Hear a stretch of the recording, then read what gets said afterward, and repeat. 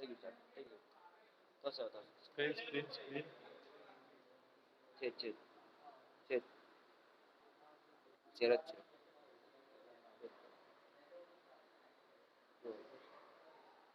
Hello, અવાજ આવે છે? ઓકે, તો આપણે શરૂ કરીએ છીએ.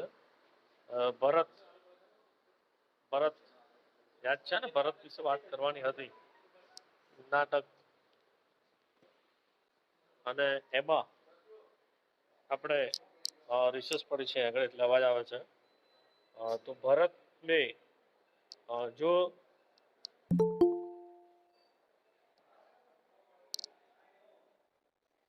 ऋषि कुमार के पास चला जाता है तो वहां की बात यहाँ पर बताई जाती है कि भरत अपने बालक, जो दुष्यंत राजा है, अपने बालक भरत को नहीं पहचान पाता है और यहाँ पर वहीं से शुरुआत होती है.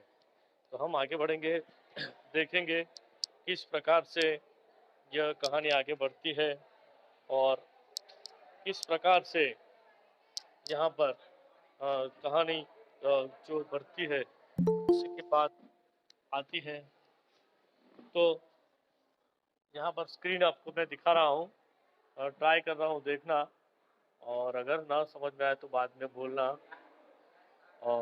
तो बात हमने यहाँ तक देखी थी कि दुष्यंत राजा जंगल में जाता है और तपस्विनी जो होती है वह उसे, बच्चा जो छोटा होता है वह एक प्रकार से वह खेल रहा होता है और किसके साथ खेल रहा होता है, तो एक शेर के बच्चे के साथ खेल रहा होता है और उसे वह इस प्रकार से समझाना चाहता है, समझाना चाहती है कि तुम्हें एक शकुंत लावण्य मतलब एक सुंदर मोर जैसा पक्षी हम दे देंगे, तुम ये सब बात इस शेर को दमन करना छोड़ दो. और यहाँ पर यह बात समझाई जाती है. फिर से एक बार मैं आपको समझाऊंगा, आप ध्यान से सुने. पेज नंबर 38, 37 पर यहाँ पर जो घटनाक्रम आगे बढ़ता है वहां से हम शुरू करेंगे कि जो भी बात है. फिर से एक बार मैं आपको समझा रहा हूँ, लास्ट समय पर आपको स्क्रीन अच्छी तरह से नहीं दिखा था और आप फिर से देख ले. जो पहला दृश्य है, फिर से एक बार, राजा लक्ष्मण सिंह 1926 में उनका जन्म हुआ था. इन्होंने हिंदी, संस्कृत, अंग्रेजी, फारसी, बंगला और अरबी, इन भाषाओं को वे भली भांति जानते थे और अनेक पुस्तक हिंदी और अंग्रेजी में अनुवाद करने का कार्य उन्होंने किया था. कालिदास का महान नाटक अभिज्ञान शाकुंतल, मेघदूत, रघुवंश आदि पर उन्होंने हिंदी में अनुवाद किया था और उस पर उनको पुरस्कार भी मिले थे. और ऐसा कहा जाता है कि कालिदास द्वारा जो लिखित नाटक है अभिज्ञान शाकुंतलम, उसका अनुवाद भी राजा लक्ष्मण सिंह ने किया था. प्रस्तुत पाठ उसी नाटक का एक अंश है. ऋषि कण्व के आश्रम में शकुंतला का पुत्र भरत एक सिंह के बच्चे के साथ, सिंह शावक के साथ खेल रहा है. आश्रम में रहने वाली तपस्विनियां बालक को रोकने का प्रयत्न कर रही है और राजा दुष्यंत छुपकर इस मनोहर दृश्य को देख रहे हैं. और फिर से एक बार समझा दीजिए कि यहाँ बालक, समझा रहा हूं मैं आपको कि यह बालक जो भरत है, तपस्विनी पहली तपस्विनी है, राजा दुष्यंत है, तपस्विनी दूसरी है. पहला दृश्य है जहाँ पर एक बालक सिंह के बच्चे को घसीटते हुए ले जाता है और दो तपस्विनियां उसे रोकती हुई जाती है. राजा दुष्यंत पेड़ की ओट से उन्हें देख रहे हैं. पेड़ की ओट से देख रहे हैं मतलब पेड़ के पीछे से उन्हें देख रहे हैं. बालक कहता है कि अरे सिंह, तो अपना मुख खोल, मैं तेरे दांत गिनूंगा। तो अपना मुंह खोल, मैं तेरे दांत गिनूंगा। बालक સિંહને કહે છે કે તું તારું મોઢું ખોલ, મારે दांत गणवा છે। पहली तपस्विनी वह कहती है कि हे हठीले बालक, तू वन के इन पशुओं को क्यों सताता है? हम तो इन पशुओं को बाल बच्चों के समान रखती है। तेरा साहस बढ़ता ही जाता है। तेरा नाम ऋषियों ने सर्वदमन रखा है, सो ठीक ही है। पहली तपस्विनी એમ કહે છે કે હે જિદ્દી બાળક, તું આ વનના પશુઓને શા માટે હેરાન પરેશાન કરે છે? અમે તો અહીંયા બધા પશુઓને એક બાળકની જેમ રાખીએ છીએ અને દિવસે ને દિવસે તારું સાહસ વધતું જાય છે। તારું નામ બધા ઋષિઓએ સર્વદમન રાખ્યું છે, ठीक છે कि नाम प्रमाणे तू करे છે। दुष्यंत कहते उनकी बातें सुनकर स्वयं से, आहा, क्या कारण है कि मेरा स्नेह इस बालक की ओर उमड़ा सा जाता है?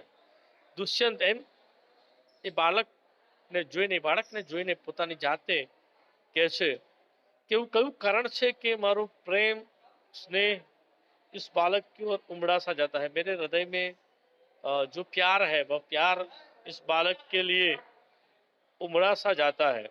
दूसरी तपस्विनी कहती है, जो तू इस बच्चे को छोड़ ना देगा तो सिंहनी तुझ पर दौड़ेगी। अगर तूने इस बच्चे को छोड़ नहीं दिया तो सिंहनी सिंहनी मतलब जो शेरनी है वह तुझ पर दौड़ पड़ेगी। बालक हंसता है और मुस्कुराकर कहता है, ठीक है, सिंहनी का मुझे ऐसा ही डर है। बोलिए। Yes I know but that time problem था, इसलिए रिपीट कर रहे हैं। ओके। तो जो इस बच्चे को छोड़ ना देगा तो सिंहनी तुझ पर दौड़ेगी। तू आ बालक ने સિંહનું સાવક છે ને બચ્ચું છે ને તું છોડી નહીં દે તો સિંહની જે બાળકની માતા સિંહણ છે તે આની પર હુમલો કરશે। बालक मुस्कुरा कर कहता है, ठीक है सिंहनी का मुझे ऐसा डर है। मुंह चिढ़ाता है, गुस्से में वह मुंह चिढ़ाता है। दुष्यंत आश्चर्य कहते, यह बालक अवश्य किसी तेजस्वी वीर का पुत्र है। ये बालक आ बालक ચોક્કસ કોઈ મહાન પ્રતાપી વીરનો પુત્ર છે। इसका मुख अग्नि के समान दमक रहा है। એનું મોઢું એક અગ્નિ એક આગની જેમ ચમકી રહ્યું છે, દમક રહ્યું છે।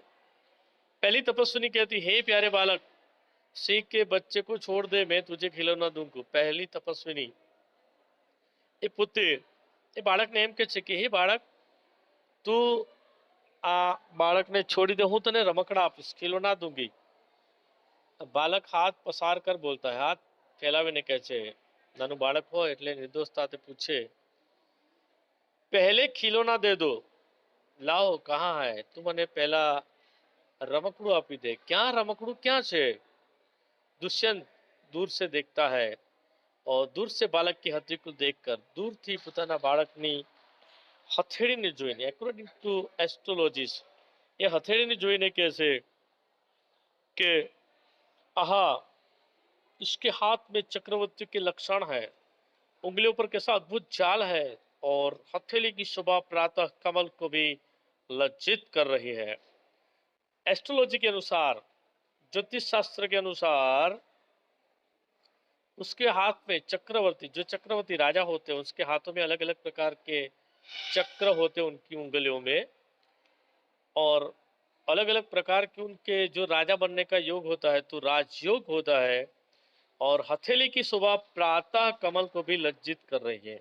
और એના હાથની શોભા એટલી મુલાયમ છે, એટલું જોરદાર છે કે કમળને પણ શર્મિંદા કરી દે, એટલું સુંદર એના હાથ દેખાય છે, लज्जित। इतने में दूसरी तपस्विनी आती है, सखी सुव्रता, उसका नाम क्या है, सुव्रता है, और वह कहती है कि यह बातों से न मानेगा, मैं बात करूंगा तो मेरी बातों से मानने वालों में से नहीं है।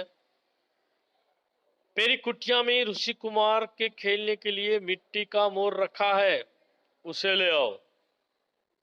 मेरे कुटिया में, मेरी कुटिया में मतलब मेरी झोंपड़ी में એક મિટ્ટી કા માટીનો એક મોર છે, રમકડું છે, એને લઈ आओ। पहली तपस्विनी कहती है कि मैं अभी लिए जाती हूँ। वह चाहती है। बालक कहता है कि तब तक मैं इस सिंह के साथ खेलूंगा, मैं इस सिंह के बच्चे के साथ खेलूंगा। यह कहकर तपस्विनी की ओर देखकर हंसता है। वह कहता है कि मैं हाँ मैं इस तपस्विनी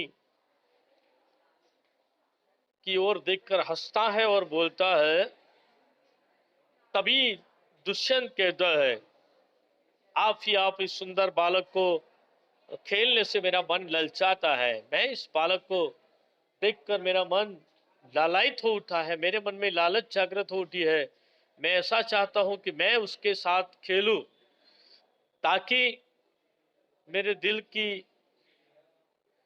जो एक पुत्र के प्रति प्रेम की, जो लगाव की जो भावना है, वह बुझ जाए। सुंदर बालक से खेलने के लिए मेरा मन ललचाता है। और आह भरकर कहता है, धन्य है वे मनुष्य,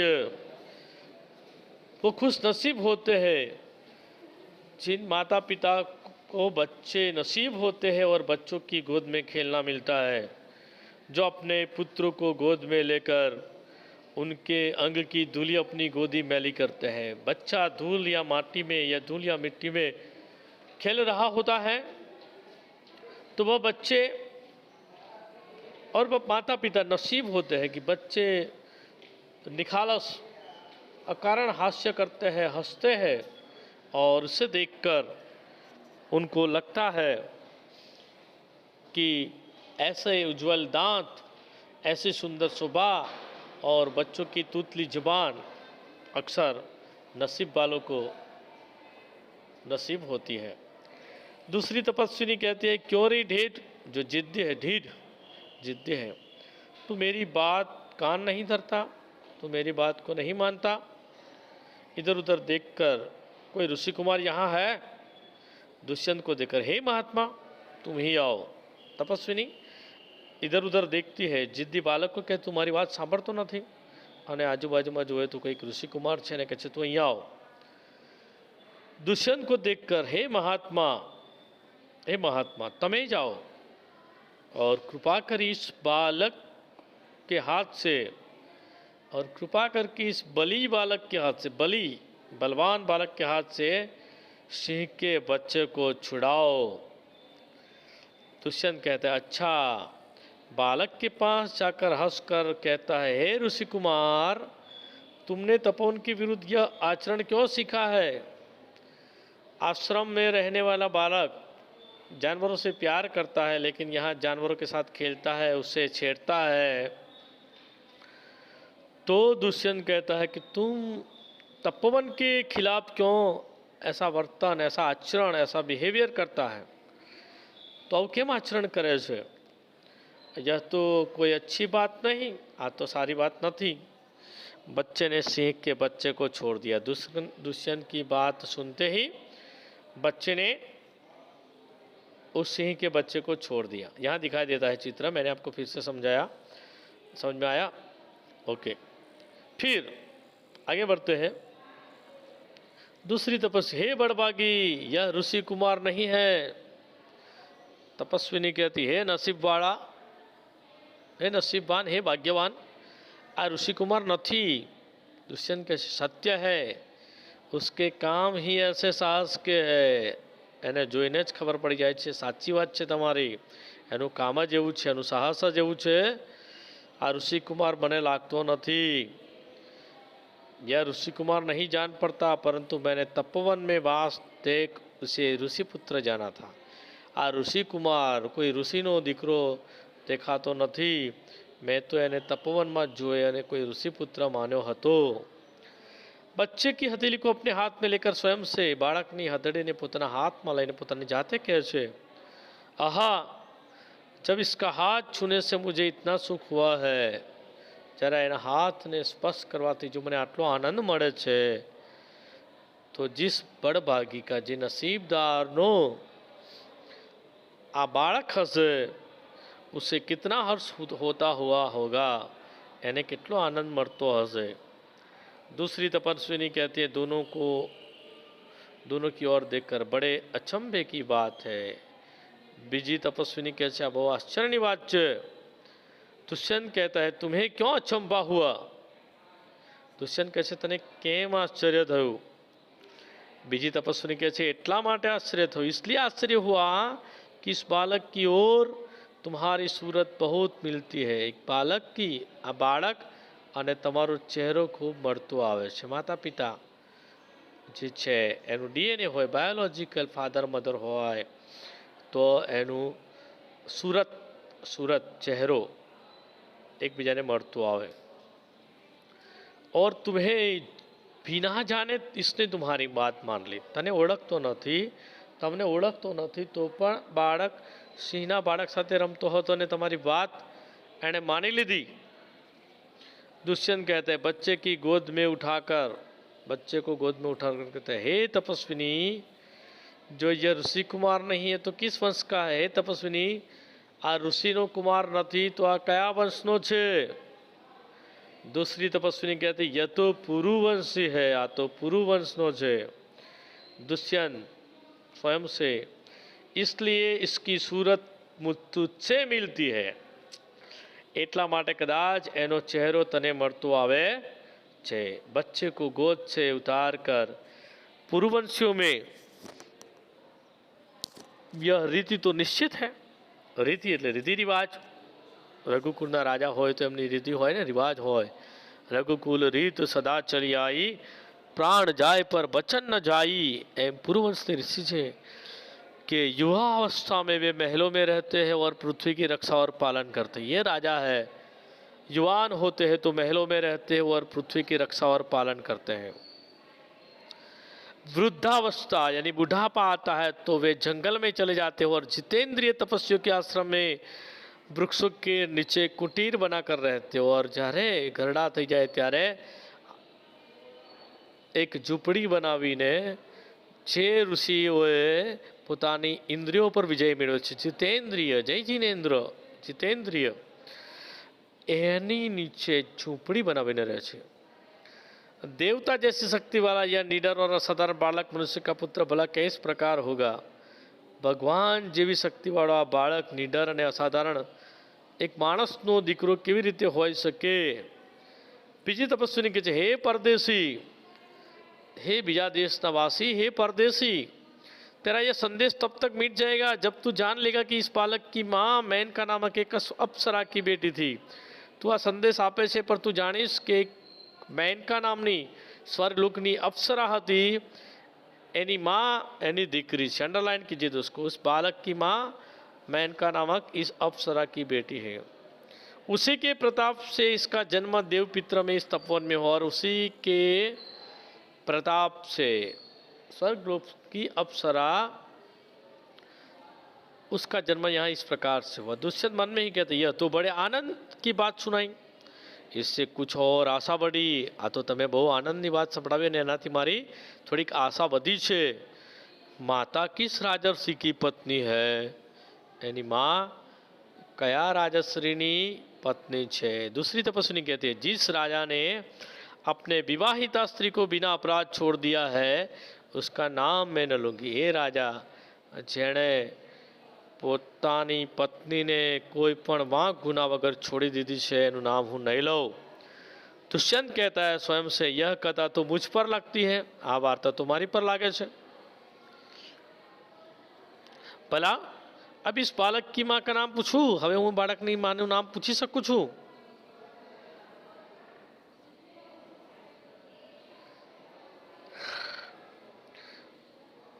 पहली तपस्विनी मिट्टी का मोर लेकर आई। पहली तपस्विनी माटीनो मोर लईने आवे छे। पहली तपस्विनी कहे छे हे सर्वदमन, जे सकुत लावण्य देख। वह सर्वदमन कहती है सकुत लावण्य देख। सकुत का मतलब होता है पक्षी, और मोर जैसा पक्षी है जिसे सकुत कहा जाता है। सकुत लावण्य शब्द संस्कृत का है, देखना सकुत लावण्य। लावण्य मतलब नमक, मैंने आपको समझाया था सुंदरता के लिए लावण्य शब्द का प्रयोग होता है। लवण के बिना, नमक के बिना कोई भी खाना अच्छा नहीं लगता। वैसे लवण पर से ये शब्द लावण्य आया है। શકુત લાવણ્ય એટલે શકુત પક્ષી, મોરનું પક્ષીનું જે રમકડું છે એનું સુંદરતા તું જો। बालक बड़े चाव से देखकर कहाँ है शकुंतला मेरी माता।